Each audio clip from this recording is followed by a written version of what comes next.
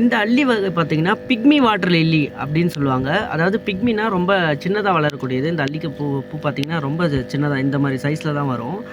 Mostly இந்த அல்லி பார்த்தீங்கன்னா, எந்த மாரி இடத்துல வளரக்கூடியதுனா, ரொம்ப தாழ்வான தண்ணி இருக்க பகுதி. அதாவது ரொம்ப ஒரு ஷாலோ பூல் அப்படி சொல்லுவாங்க. ஒரு 4 இன்ச்லேருந்து ஒரு 8 இன்ச் அந்த அளவுக்கு தண்ணியில இருக்கக்கூடிய இடத்துல தான் இது வந்து அதிகமா வளரக்கூடியது. ரொம்ப ஈஸியாவே வளர்ந்துரும். அப்புறம் இதோட ப்ரொபகேஷன் எப்படி இருக்குன்னு பார்த்தீங்கன்னா, இந்த பூக்கள் பூத்த உடனே பாலினேட் ஆயி, இந்த பூ வந்து தண்ணிக்குள்ள போயி இப்போ மத்த அல்லிலாம் தெரியும் உங்களுக்கு. தண்ணிக்குள்ள போனா அழுகிடும்.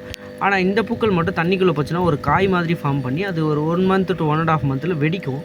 வெடிச்சு இதுலேருந்து ஒரு ஆயிரக்கணக்கான சீட்ஸ் வந்து பரவும் ஃபுல்லா. இருக்கிற இடத்துல ஃபுல்லாத்தையும் பரவி, அதோட புது புது செடிய வந்து உருவாக்கிடும். இன்னொன்னு பார்த்தீங்கன்னா, இதோட அதிசயம் என்னன்னா, இந்த அதுலேருந்து வெடிச்சு வர சீட்ஸ் வந்து பார்த்தீங்கன்னா, வருஷக்கணக்கில வந்து உயிரோடவே இருக்கும். மண்ணு காய்ஞ்சாலும் எதுவுமே ஆகாது அது. மறுபடியும் எப்ப அந்த இடத்துல தண்ணி வருதோ, மறுபடியும் பூத்து செடிகள் புது துளிர் வந்து வளர ஆரம்பிக்கும்.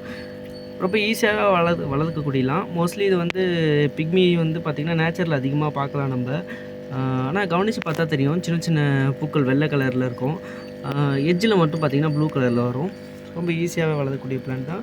கண்டிப்பா எல்லாரும் ட்ரை பண்ணலாம். நீங்க வீட்ல கண்டிப்பா ஒரு லில்லி கார்டன் வைக்கணும், லில்லி பாட் வைக்கணும் அப்படின்னா, டைரக்ட் சன்லைட்ல ஒரு 6 to 8 ஹவர்ஸ் டைரக்ட் சன்லைட்ல நம்ம போர்ட்டிகோலயோ, வீட்டு மாடியிலயோ வச்சு அழகா வளர்க்கலாம்.